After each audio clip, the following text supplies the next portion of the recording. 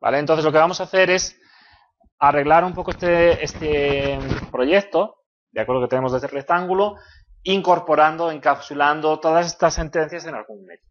¿De acuerdo? Vamos a desarrollar métodos. Hasta ahora, todo lo que hemos hecho ha sido sentencias directamente en el método main, pero no hemos delegado en ningún otro método. ¿De acuerdo? Evidentemente esa no es la manera, porque podríamos llegar a tener un código muy largo. Tenemos que empezar a cortar el código e irlo agrupando en métodos. ¿De acuerdo? Entonces, por ejemplo, vamos a cortar esto, ¿de acuerdo? Y vamos a esta parte de aquí, estas dos opciones, las vamos a convertir en un método que se llame imprimir menú, ¿de acuerdo? Un método que se llame simplemente imprimir menú, ¿vale? Vamos a declararlo abajo, ¿de acuerdo? Aquí, debajo del método main.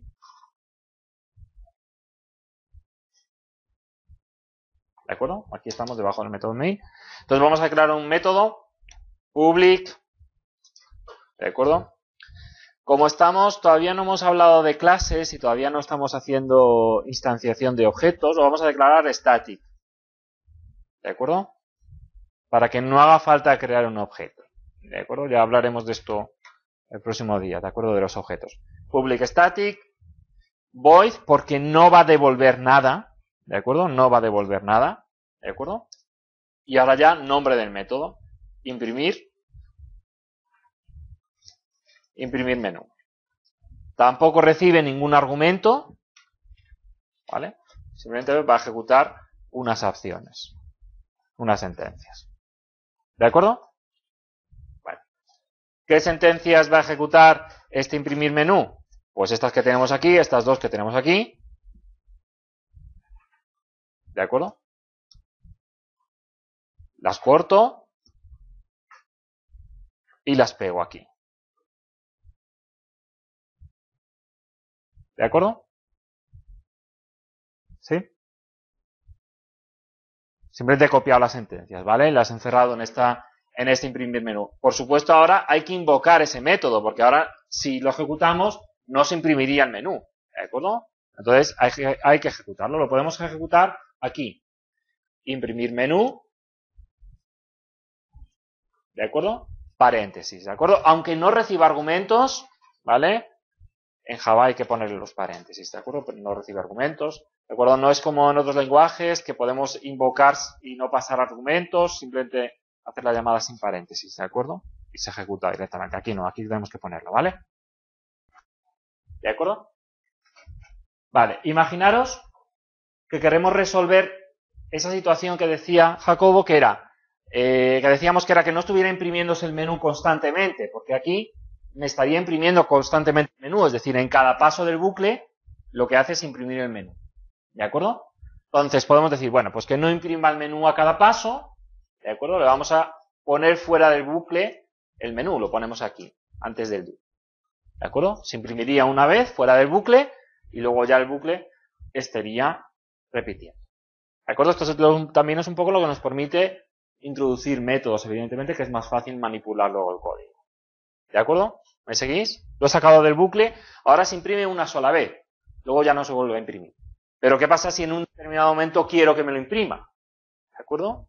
Yo quiero una opción para que me muestre el menú. Bueno, nos vamos al menú, al método imprimir menú. Y aquí vamos a cambiar esta opción, la opción 3 le vamos a poner ayuda.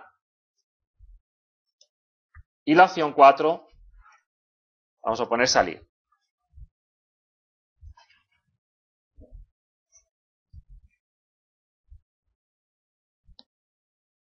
¿De acuerdo?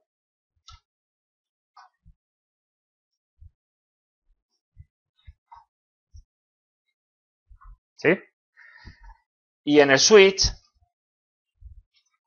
la opción para decir adiós sería la 4.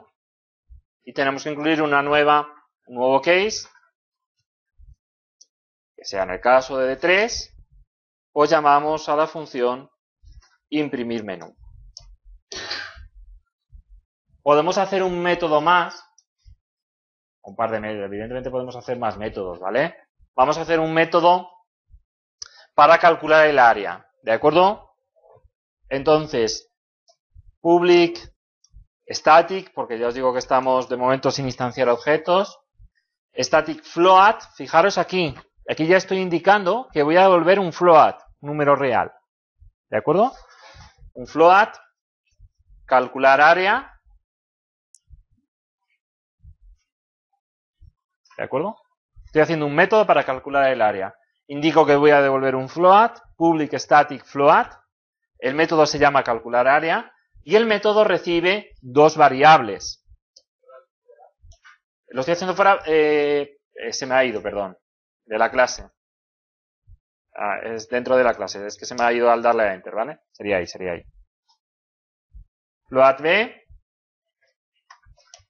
y float H. ¿De acuerdo?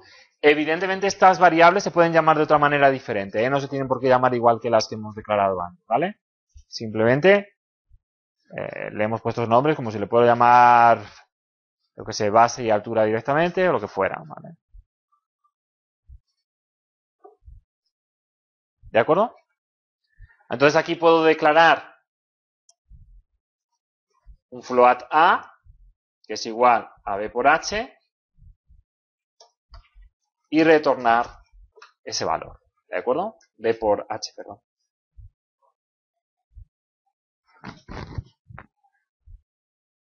¿De acuerdo? Incluso no me haría falta, podría decir directamente retornar B por H. ¿Vale? Pero bueno, a mí me gusta declararlas porque se queda un poquito más claro el código, ¿vale? ¿De acuerdo? Vale.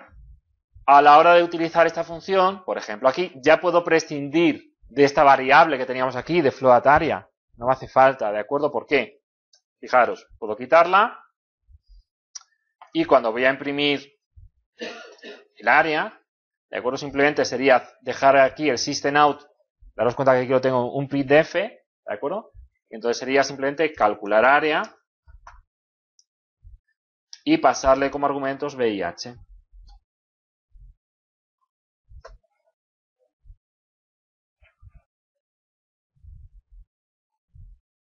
¿De acuerdo? Como calcular área ya me va a devolver un float, ese float es el que formateo con el printf. Lo podríamos hacer también asignando variables, ¿eh? O sea que